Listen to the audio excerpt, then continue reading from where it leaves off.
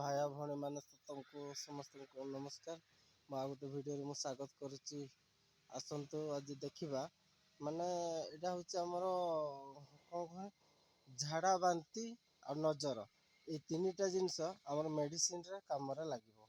ଏଇଟା ହେଉଛି ବହୁତ ଗୁରୁତ୍ୱପୂର୍ଣ୍ଣ। ଏଇଟା ହେଉଛି ମେଡ଼ିସିନ ଜିନିଷଟେ। ଆମେ ଦେଖିବା ଆଉ ସେ ଗଛକୁ ଚିହ୍ନିଥିବା, କିନ୍ତୁ ଆପଣ ଯେଉଁଦିନ ଝାଡ଼ା ବାନ୍ତି ହେବ ଆସିବେ, ତାପରେ ଏଇ ଜିନିଷ ମେଡ଼ିସିନଟା ଖାଇବେ, ଆପଣ କମିଯିବ। ଆପଣ ଚିହ୍ନିଥାନ୍ତୁ ସେ ମେଡ଼ିସିନଟା। ଆସନ୍ତୁ, ଏଇଟା ଦେଖନ୍ତୁ, ଏଇଟା ମୁଁ ଦେଖାଇ ଦେଉଛି ଆପଣଙ୍କୁ। ଏଇ ଗଛଟା ଦେଖିଦିଅନ୍ତୁ କ୍ୟାମେରାରେ। ଏଇ ପତ୍ରଟା ଦେଖିଦିଅନ୍ତୁ।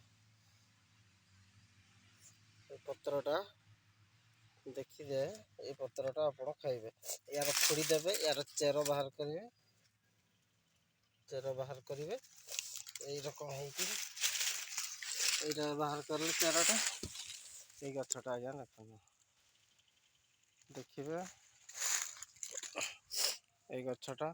ଏଇ ଗଛର ମୁଁ ଅବଶ୍ୟ ନାଁ ତ ଜାଣିନି, କିନ୍ତୁ ଏଇ ଗଛ ଏଇଟା ବହୁତ ସ୍ମେଲ୍ ହେବ। ଏପଟା ଖାଇଲେ ଆପଣ ନଜର କମେ।